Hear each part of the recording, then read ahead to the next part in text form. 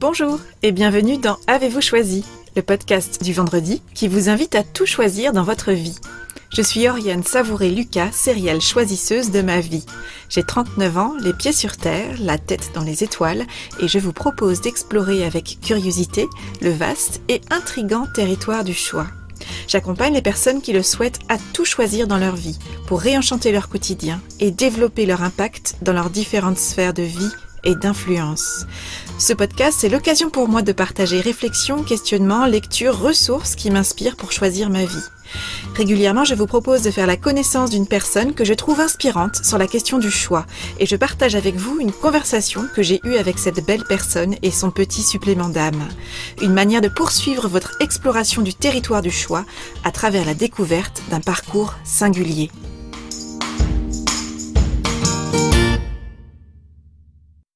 Aujourd'hui, je vous propose de faire la connaissance de Céline.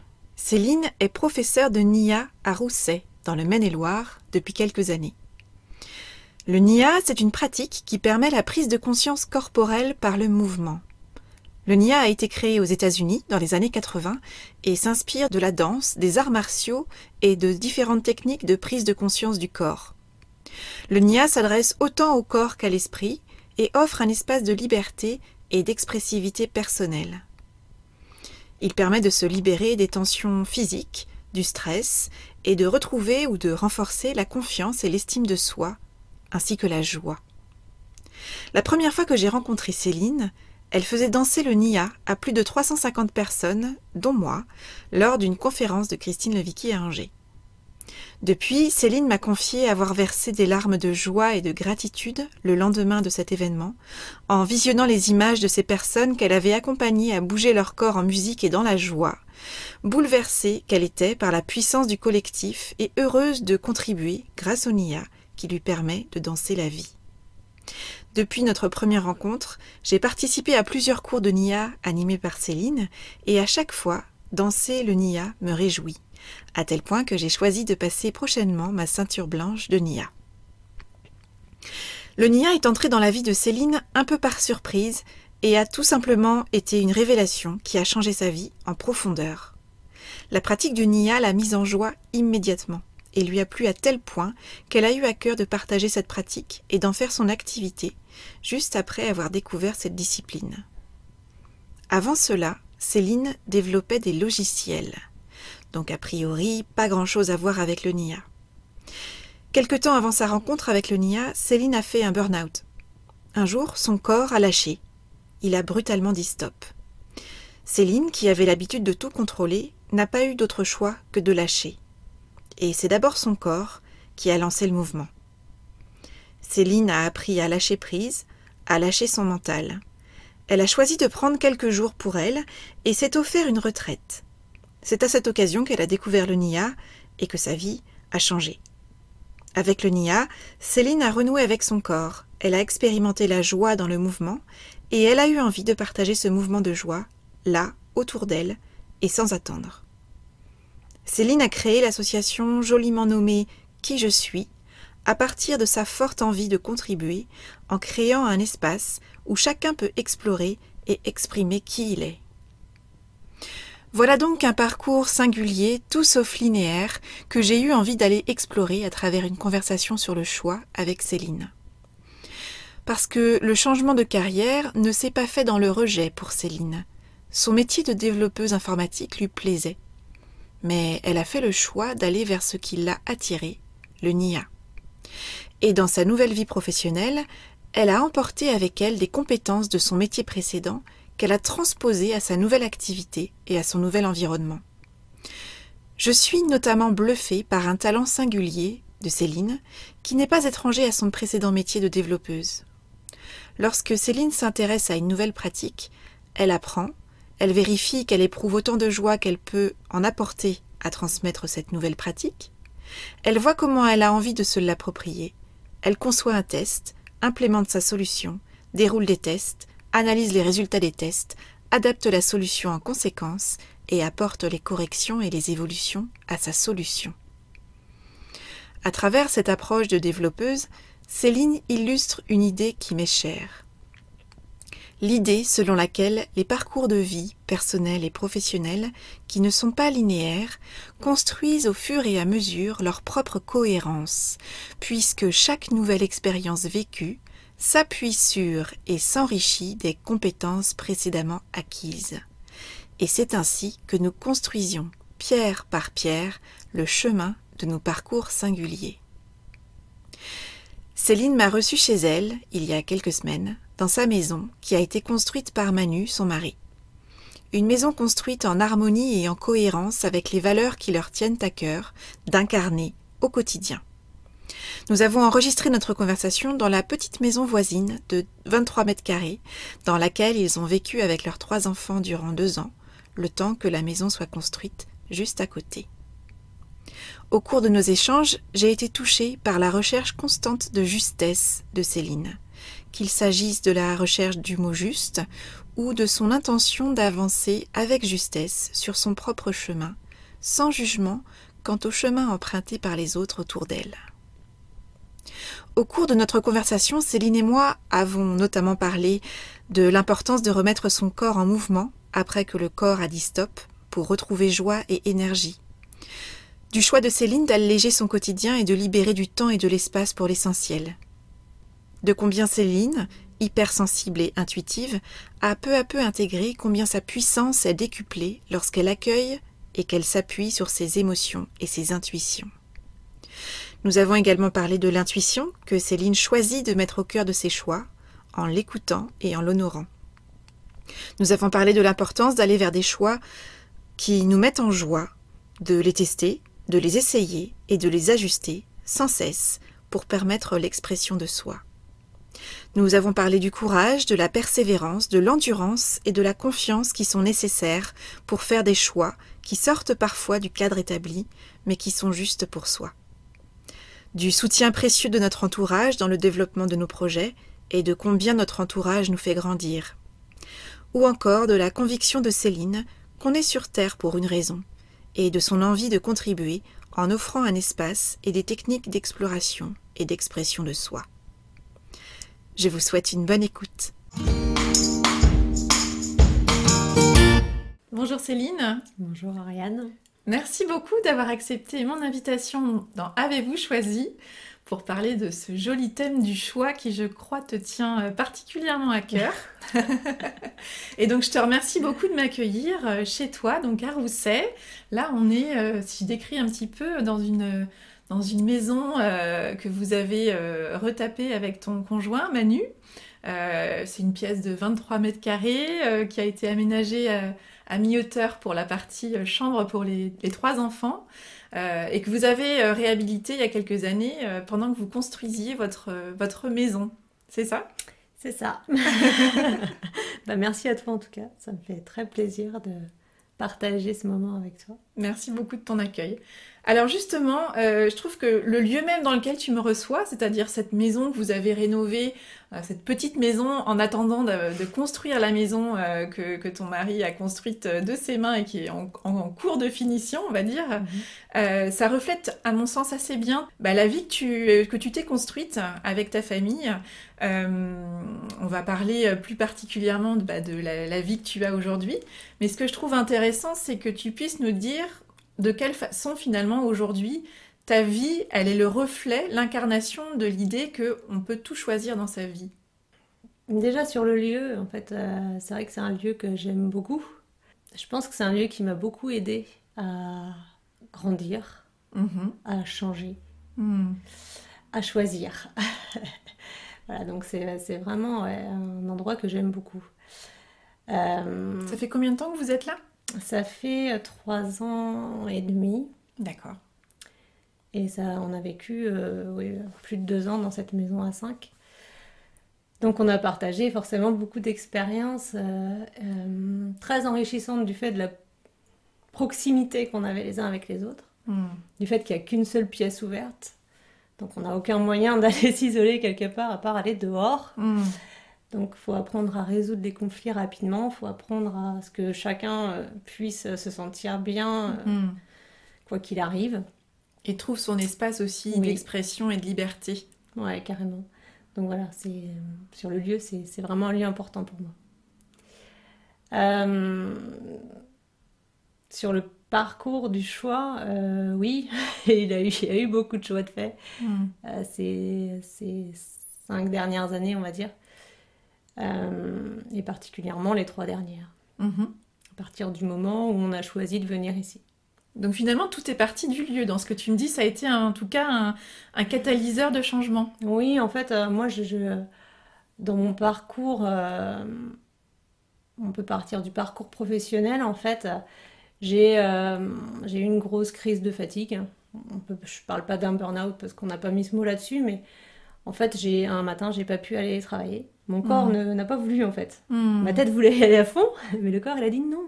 Mm. Donc là, j'ai écouté et je me suis dit, bon, je reste une semaine. Bon, une semaine, c'est pas suffisant. Je reste 2 semaines, puis après, j'y retourne parce que voilà. Et je me suis rendu compte que je ne m'arrêtais jamais, Mm. ni au travail, ni à la maison avec les enfants, et que la nuit, mon cerveau, il continuait tout le temps à bosser. Et je me dis, ben, faut que je fasse quelque chose pour que les choses changent. Donc, petit à petit, voilà, j'ai commencé à m'intéresser au yoga. J'ai Mhm. traversé la rue pour aller au cours. Mm.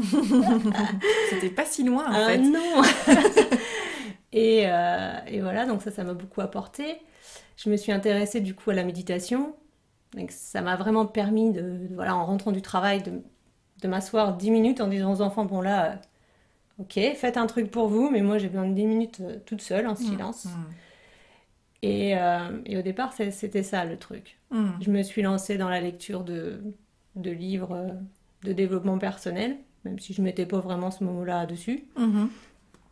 Et puis voilà, de fil en aiguille, eh ben, j'ai enrichi ma bibliothèque de différents auteurs qui m'ont aidé aussi à m'inspirer d'eux et de leur parcours pour créer la vie que j'avais envie de Mm. vivre un peu plus, quoi. Mhm. Même si j'étais dans un métier que j'aimais, dans lequel je m'épanouissais Mhm. et dans lequel j'étais reconnue et Mhm. appréciée. Tu faisais quoi comme métier? J'étais développeur, concepteur de logiciels et puis coach aussi d'une équipe en informatique. Donc c'était vraiment très riche, c'était vraiment chouette. Mm. Mais par contre, je me suis épuisée, quoi. Mm. Donc finalement, le changement de vie, ça a été cet élément déclencheur de cette crise physique, en fait, Ouais. où un matin, ton corps t'a dit, on s'arrête, puisque Ouais. tu ne sais pas le faire seul, je C'est vais le faire à ta place. C'est un peu ça? c'est carrément ça, quoi. Mm. Et ça fait vraiment... Enfin, moi, ça m'a vraiment fait bizarre, quoi. C'était vraiment là, j'ai senti qu'il y avait un décalage entre la tête et le reste du véhicule, quoi. Mm. La tête dit oui, le corps dit non. C'est ça, le corps, mais il a pas pu, quoi. J'étais bloquée sur place, debout, et impossible de me déplacer. Mm. Même pour aller chez le médecin, ça a été vraiment compliqué, quoi. Mm. Donc voilà, et puis finalement, ce moment qui a été Assez violent aussi, ouais. j'imagine, parce que très radical, quoi, Oui, dans oui, dans sa je force. me suis flinguée dedans, entre guillemets, en même temps, des douleurs atroces, une fatigue extrême, enfin, ouais, et ça a Mm. duré un moment. Et je dirais pas que c'est complètement parti. Il y a un temps de récupération qui, Ah oui, en qui est fait, on long. m'avait dit, oui, parce que j'ai mis vraiment 2 ans à me fatiguer vraiment. J'ai mis deux belles années. On m'avait dit, ça te prendra au moins le même temps. Mm. Et ça fait 5 ans et je sens encore des choses. Et peut-être que je sentirai toujours une trace de ça et qui est peut-être bénéfique, en fait, parce qu'elle me rappelle que faut que j'écoute et que je ne retombe pas dans le même panneau, quoi. Mm.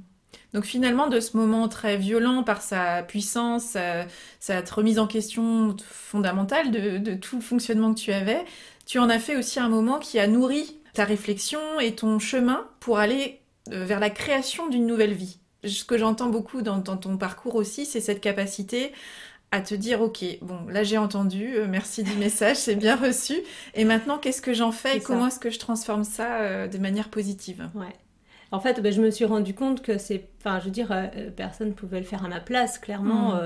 Le médecin, à part me dire qu'il fallait que je me repose, et de toute façon, j'avais beau me reposer, c'est le problème de l'asthénie, c'est que tu t'as beau dormir, tu te relèves, t'es toujours aussi fatigué que quand t'es allé te coucher. Donc, je me suis dit, bah, de toute façon, la solution, elle viendra de moi, et c'est vrai que je dois avoir ça un peu au fond de moi depuis très longtemps, parce que depuis que je suis toute petite, je me prends assez facilement en main, en fait. Je me rends compte maintenant, alors qu'avant, je m'en rendais pas compte. Et donc, ouais, j'ai cherché quoi faire concrètement, qu'est-ce que je peux faire pour aller mieux, quoi. Donc, je suis passée par tout un tas d'expériences. Voilà. Les compléments alimentaires, j'en ai testé. Voilà, les types de magnésium, je crois que je les ai tous testés. Pour me rendre compte qu'en fait, bon, ça fait pas grand-chose. Donc non, c'est pas ça.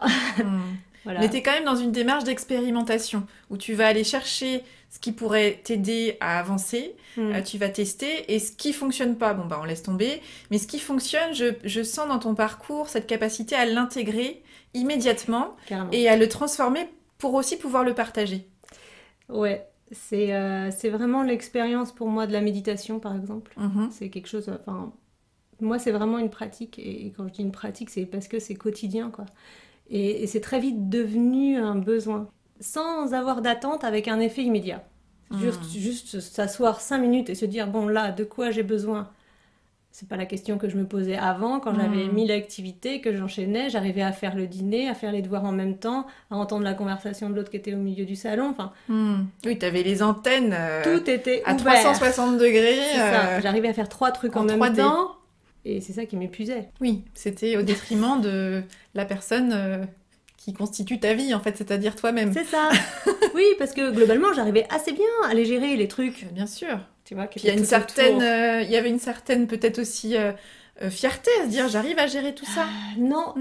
Alors moi, la fierté, j'ai honnêtement du mal avec le concept. J'ai des difficultés à être fière de quelque chose. D'accord. Donc c'était tout sauf ça. Mais par contre, pour moi, ça me semblait normal. Oui, c'est ça. Je veux dire, je bosse de 8h à 18h. Quand je rentre, pour on qu'on enchaîne. mange à 19h, il faut que je prépare à manger tout de suite. Et il y a les devoirs, parce que sinon, après, c'est trop tard pour se coucher. Donc, de toute façon, on enchaîne comme ça. Et c'était naturel et tout le monde devait faire pareil. Donc, pourquoi pas moi? Enfin, je veux dire, tu fais, puis c'est tout, quoi. Donc, comment est-ce que tu es passé de j'ai une grosse crise, j'ai visiblement un fonctionnement qui n'est pas bénéfique, on va dire, à je change de vie professionnelle et je prends une toute nouvelle direction dans ma vie et j'emmène la famille avec moi? Alors, ça s'est fait vraiment progressivement. Alors moi, de par mon métier, je pense que j'ai aussi... ou alors c'est de par ma personnalité et mes compétences que je suis arrivée à ce métier-là, mais en fait, je fonctionne pas à pas. Donc, ça avait vraiment été pas à pas. J'ai mis 3 ans à changer de métier et au dernier moment, je ne savais pas que j'allais changer de métier. Enfin, je me suis pas dit, ton problème vient de ton métier. Parce que je l'aimais, ce métier. Donc, voilà. Mais au fur et à mesure, j'ai mis en place des choses, moi, pour aller mieux. Et la méditation, notamment, m'a permis d'avoir une clarté que j'avais pas avant. Et jusqu'à un moment de me dire, en voyant aussi certains collègues aller plutôt mal, on peut le dire, voire très mal, j'ai pas envie de finir comme ça, quoi. Donc là, je vais arrêter. C'était un peu l'instinct de protection et de survie, quoi. C'est ça. Et c'est quelque chose que j'ai, je pense, assez facilement. J'écoute, en fait, et quand c'est trop, je me dis, oh là, moi, je veux pas de ça, quoi. Donc, à un moment, donc les travaux avaient commencé ici, et je me suis dit, j'ai besoin de grandes vacances, juste. Voilà. Donc, mon mari m'a dit, bah écoute, prends un congé sabbatique, et puis tu m'aideras un peu pour les travaux, et puis voilà, ça te permettra de te reposer, et voilà. Je dis, bah oui. Allez, on y va. Allez. Bon, donc voilà, j'ai fait ma demande, bon, et voilà, ils ont entendu. Ça a été décalé un petit peu, d'1 mois ou 2, et puis ça s'est fait, quoi. Et puis au bout de 3 semaines de congé sabbatique, il y a une petite voix à l'intérieur de moi qui dit, mais surtout n'y retourne pas. Mais il faut pas que tu y retournes, quoi, juste. Et donc j'ai écouté cette voix. Mais je savais pas, en partant en congé sabbatique, que je reviendrais pas. Tu vois, c'était vraiment pas l'idée. Ça s'est construit au fur et à mesure. Voilà. En fait. T'as créé l'espace aussi pour laisser remonter un peu les bulles des idées, des projets qui avaient besoin d'être entendus, en fait. Ouais, une part de moi, en fait, qui avait sans doute pas le temps, tu vois. ou pas l'espace physique même, parce que dans cette maison, ce qui m'a vraiment aussi plu dans cette maison, c'est que c'est très petit et du coup, tu as très peu de ménage à faire. Avant, j'avais une très grande maison. Je suis pas une accro du ménage, mais j'aime bien quand c'est rangé, quand c'est propre, voilà, enfin.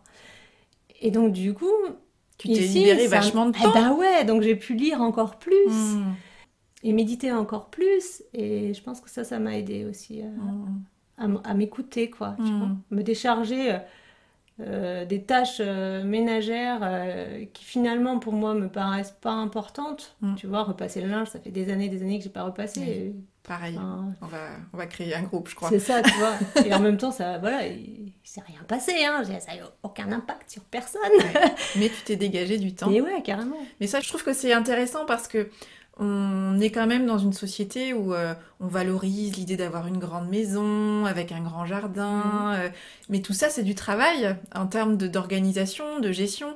Et nos journées faisant 24 heures, si on veut effectivement notre environnement soit agréable et fonctionnel et à peu près propre, Ouais. bah, c'est du temps à passer. Donc effectivement, parfois se dire de revoir un peu à la baisse le nombre de mètres carrés, mais parfois c'est des choses très concrètes comme ça. Ouais. Littéralement, on gagne du temps. On gagne du temps et aussi on s'allège l'esprit parce que dans 23 mètres carrés, tu vois comment c'est fait, il y a très peu de meubles. Il y avait juste un meuble en plus ici. Et donc, en gros, chacun a sa colonne suspendue de vêtements. Donc, il faut que tout rentre dedans. Oui. C'est, voilà. Enfin, tu gardes vraiment l'essentiel, quoi. Et encore, je me suis rendu compte que dans mon placard, il y avait quand même quelques trucs qui ne servaient pas. Mais j'ai vraiment épuré, en fait. En faisant ce tri-là, des choses qui m'étaient utiles, tout ce qui n'était pas utile, je l'ai donné. Voilà. Et ben aussi, j'ai fait du tri dans ma tête, je pense, tu vois. Et c'est vrai que moi, j'aime quand c'est assez épuré parce que ça m'apaise. Et je pense que ça fait aussi le tri dans mes idées, dans ma tête. Donc c'était vraiment les deux choses à la fois, quoi. Donc finalement, le lieu, tu as cette capacité, et puis vous l'avez en famille, à créer un espace, en fait, qui est propice à trouver votre juste place, à entendre ces idées qui peuvent émerger et à créer l'espace pour vous-même, en fait. Ouais, et tu vois, ça me fait penser à la télé aussi. Parce que quand on est arrivé de notre grande maison, on avait une télé. Donc la télé était à côté de notre lit, puisque notre lit sert de canapé. Enfin voilà. Et à un moment, j'ai mis juste cette télé, je peux plus la voir, je peux plus. Je peux pas dormir à côté d'une télé. Mais en plus, la télé, elle servait juste à la console, tu vois, des enfants. Parce que ça faisait déjà un moment qu'on ne regardait plus la télé. Parce qu'avec mon mari, on trouvait que les pubs, c'était juste horrible.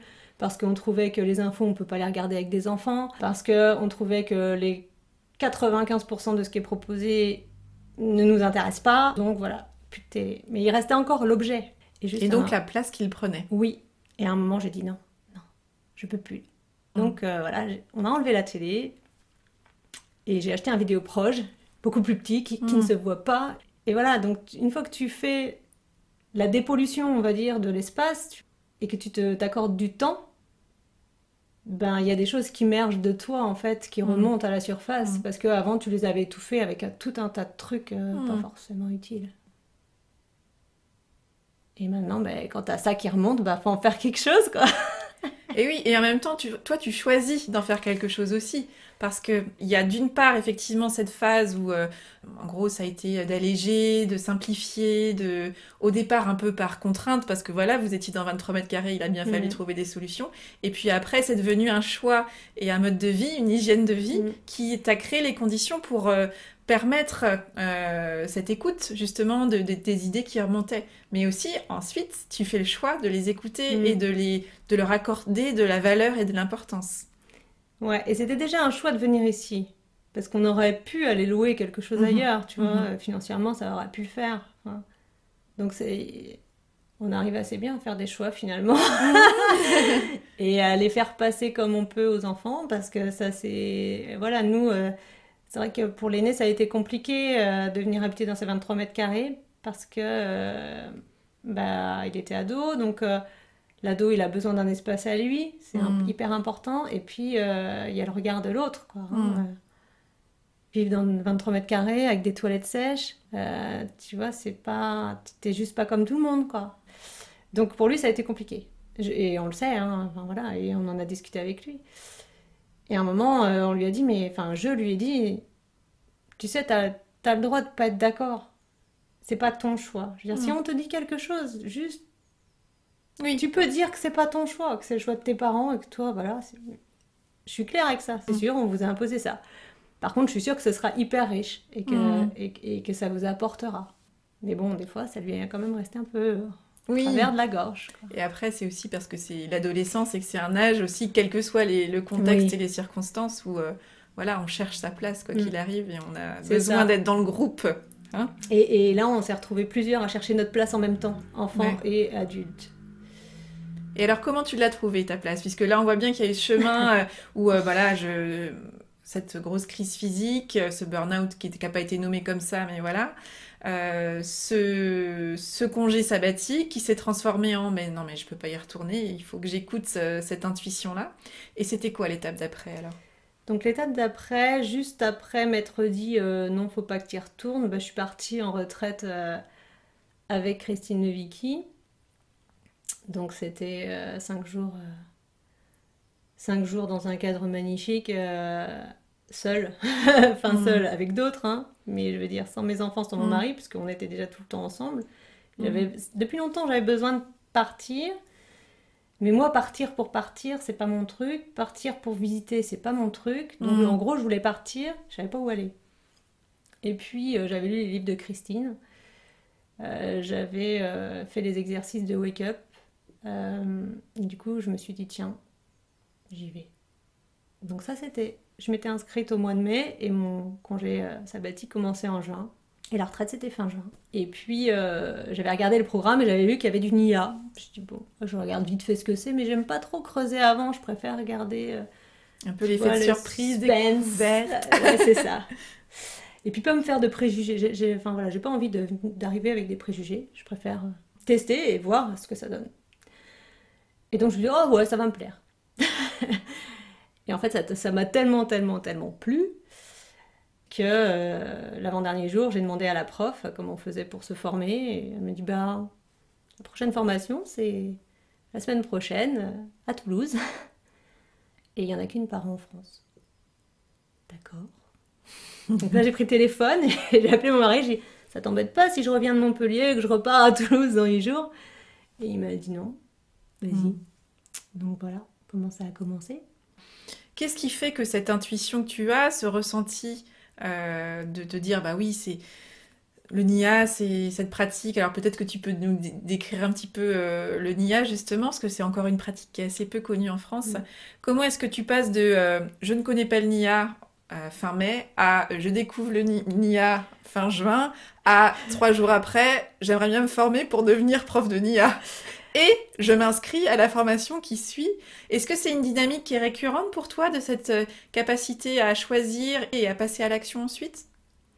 Oui, je pense que oui, en fait, que c'est quelque chose, quand je le sens, quoi. Autant je peux être dans l'intellect, tu vois, mon job informatique, c'est quand même un petit peu intellectuel, quoi.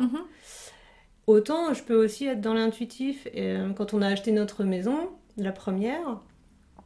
C'est une maison, ça faisait 7 ans qu'elle était à vendre, personne n'en voulait.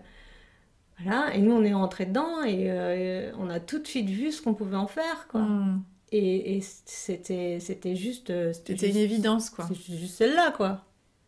Et là c'était pareil, c'était de l'ordre de l'évidence. Ouais, en fait, mais...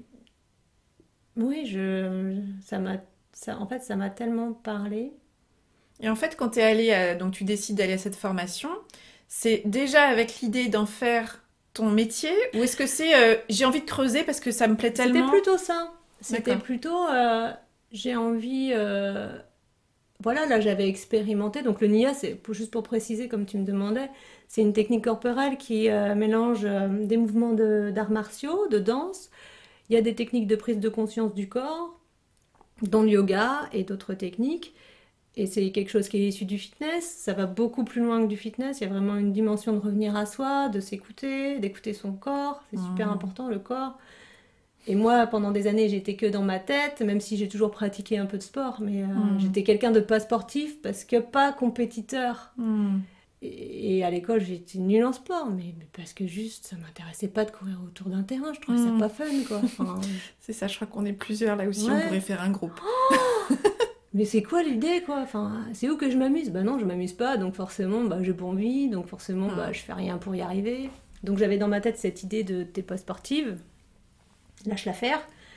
Et puis là, j'ai rencontré une pratique où j'avais de l'énergie, la banane, le sourire. Enfin, là, j'ai eu le sourire à chaque séance. Ça m'a... Et j'ai senti mon corps. Et ça, c'est une demande que j'avais au fond de moi, de sentir plus de choses dans mon corps. Donc ça venait titiller tout ça, quoi. Et je me suis dit, ouais, c'était plutôt de la curiosité et la volonté d'approfondir le truc, quoi. Là, il y a un truc, vraiment, ça me parle. Bah, faut que j'y aille, quoi, c'est tout. Puis c'est qu'une fois par an, donc dans une semaine, donc t'as pas 15 jours pour réfléchir. On y va, quoi. C'est tout de suite, quoi. Voilà, et ouais, c'est ça. Et la maison, c'était la même chose, ça s'est fait, boum, boum, on l'a visité, ouais, on la veut. Donc oui, et mon mari aussi, il est comme ça, on a cette capacité à sentir les trucs qui nous vont, quoi, qui nous correspondent, qui nous... Et à honorer ces intuitions-là aussi, Ouais. à aller jusqu'à la phase de l'action. Sur le NIA, c'est pas quelque chose qui m'a demandé des efforts, c'était facile, enfin facile entre guillemets, disons qu'en économie, il me restait juste de quoi payer la formation, donc voilà, c'était possible. J'étais pas large niveau thunes, mais il y avait ce qu'il fallait pour. Donc allons-y. Bah ouais, enfin voilà, mon mari me dit oui, bah oui, vas-y, enfin, donc pourquoi ne pas y aller? Enfin, ça aurait été quoi le motif de refus, tu vois? Exactement. Et justement, sur cette capacité aussi à investir en soi, c'est une compétence, je pense que tu as aussi, de dire non seulement, voilà, il y a telle ou telle pratique qui m'intéresse, le NIA, mais je trouve que petit à petit, dans ton parcours de vie, tu es allé ajouter des pratiques complémentaires aussi, tu as ouvert une sorte de spirale un peu vertueuse d'aller... voilà, ce corps qui t'a lâché il y a 3 ans, bah là, d'un coup, tu l'honores finalement à travers cette pratique qui te permet de partager une pratique de mouvement et de joie avec le NIA. Et puis, ça t'a mis dans une sorte de spirale très vertueuse qui t'a ouvert le champ des possibles aussi, j'ai l'impression. Et je trouve que tu as cette capacité à être très... dans le concret aussi, c'est-à-dire d'investir, de te dire, ok, ça m'intéresse, j'y vais, je me forme, et tout de suite, je le partage. C'est vrai. Plusieurs choses me sont venues pendant que tu disais tout ça. La première, c'est que la première fois que j'ai investi en moi, c'était pour cette retraite avec Christine. C'était la première fois où vraiment je mettais de l'argent pour quelque chose de pas matériel, on va dire. Et ça a été relativement facile à faire, en fait. Et en plus, c'est mon boulot qui me l'a offert, tu vois. C'était la prime d'intéressement qui est tombée pile à ce moment-là, et c'était le montant. Enfin, tu vois, c'était drôle, quoi. Donc voilà, ça s'est fait dans la fluidité. Après, en fait, il y a aussi tu vois, on en revient aussi à cette maison, parce que quand tu fais le tri dans tes affaires et que tu vois que de toute façon, il n'y a pas grand-chose dont tu as vraiment besoin, au final, bah t'achètes pas, quoi. Puis tu peux pas remplir l'espace. Oui, de toute façon. C'était limité, hein.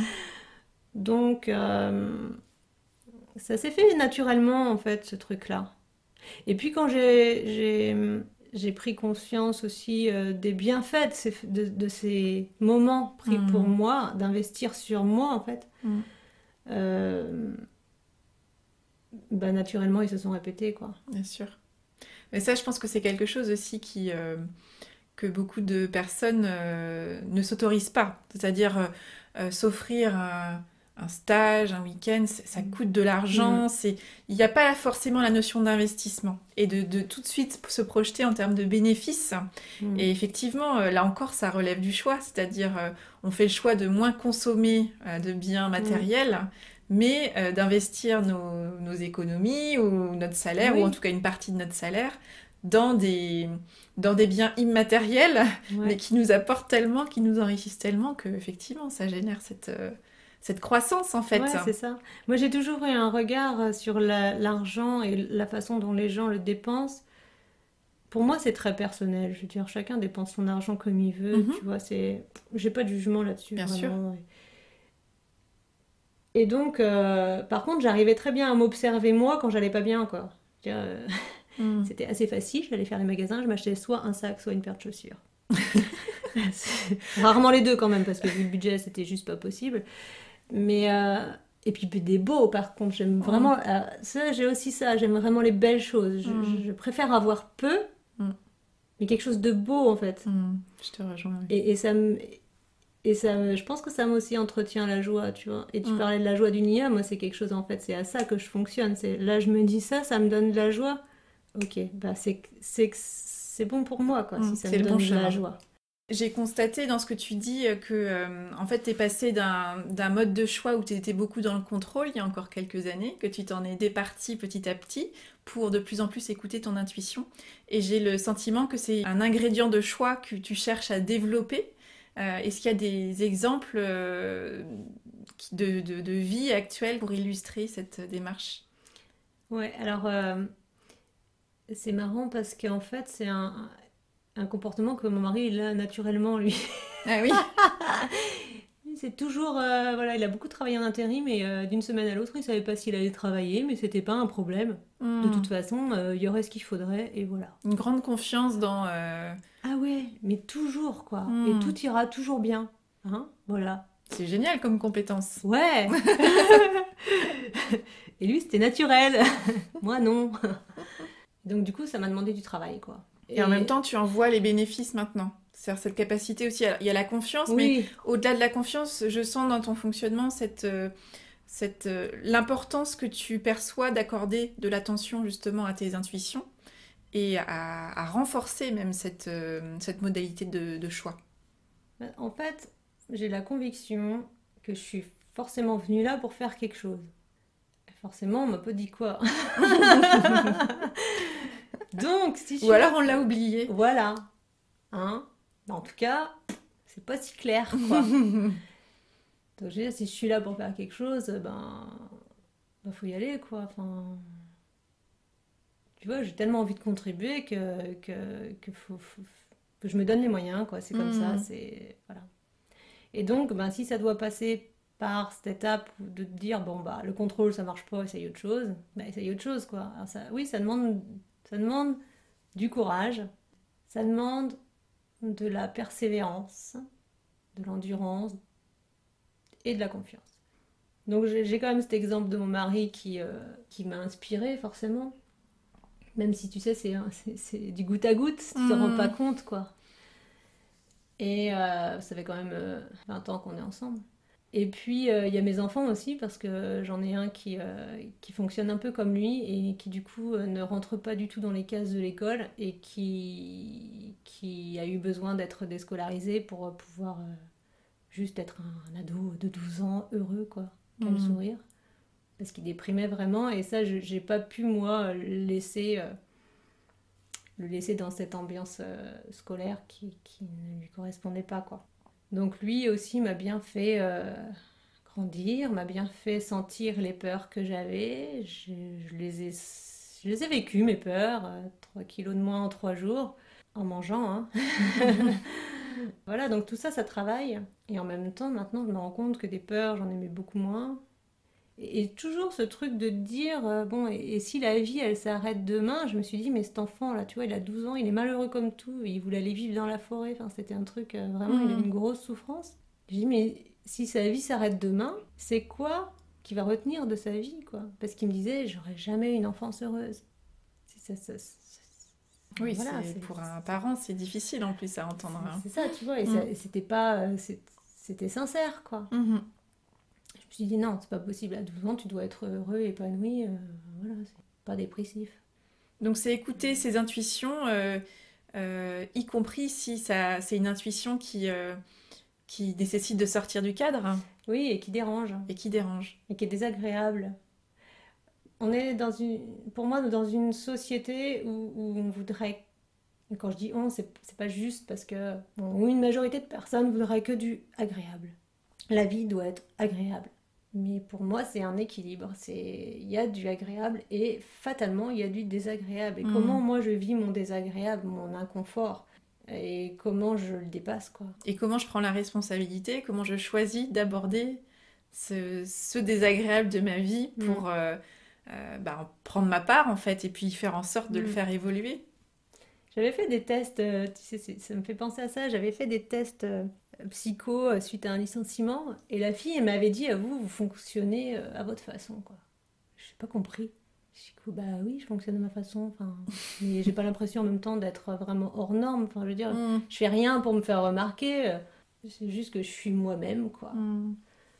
Mais tu as cette capacité à tracer ta route, en fait, je pense. Ouais. À tracer ton chemin pour que ce soit juste pour toi. Et puis, effectivement, ça peut être un peu en décalage, peut-être, mais au moins, tout pendant que tu sais que c'est juste et aligné. Bien sûr, il y a de la peur, bien sûr, il y a des doutes, etc. Mais puisqu'il y a cette joie et il y a cette intuition, on est dans la bonne direction. Et puisque même, je dirais, tu vois, cette hypersensibilité qui parfois elle est compliquée, tellement les émotions peuvent prendre de place, mais en même temps, je les entends, elles sont tellement fortes, donc ça me guide, quoi. Oui, c'est des signaux, voilà, en fait. Tu vois, et quand tu vois ton enfant qui va mal, mais vraiment mal, et là, c'est pas du cinéma, moi, je peux pas le laisser comme ça, quoi.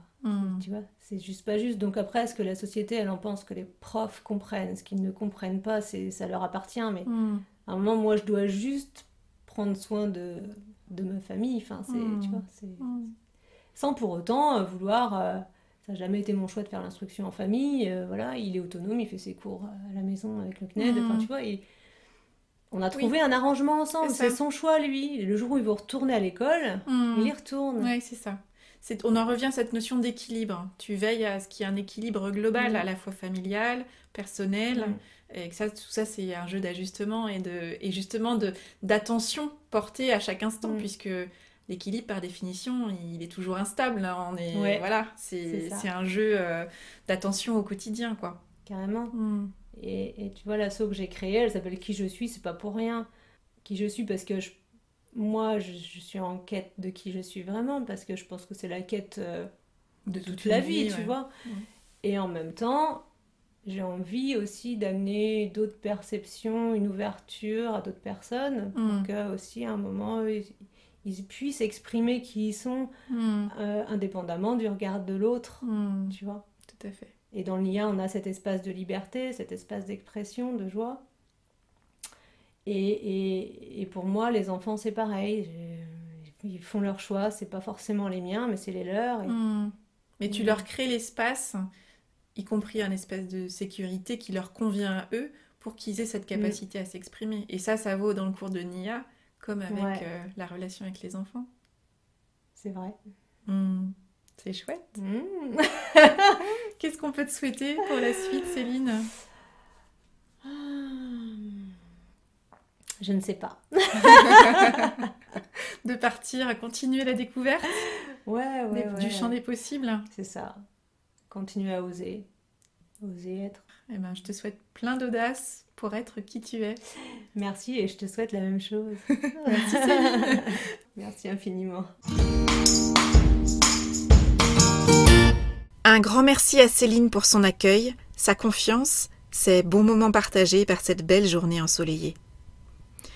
Et vous, que vous a inspiré cette conversation ? Je vous invite à identifier l'idée, la phrase ou peut-être le mot que vous choisissez d'en retenir. Avec quoi de nouveau repartez-vous de cette conversation ? Quel est le petit pas que vous pouvez planifier dans les prochains jours pour mettre en œuvre dans votre quotidien ce qui vous a inspiré ? Si cette conversation a aiguisé votre curiosité et que vous aimeriez en savoir plus sur Céline, alors direction le site célinerenaudino.com. Voilà, c'est tout pour aujourd'hui. Vous retrouverez cet épisode sur le site orianesavoureluca.com. Si vous aimez ce podcast, je vous invite à le partager auprès de celles et ceux qui vous sont chers et que l'idée de tout choisir dans leur vie pourrait réjouir. Merci également de laisser votre avis enthousiaste sur la page Facebook, le site ou encore une constellation de 5 étoiles sur iTunes ou sur votre application de podcast préférée. Vous contribuerez ainsi à soutenir ce projet de manière bienveillante et efficace. Je vous souhaite une belle semaine et je vous donne rendez-vous la semaine prochaine pour un nouvel épisode.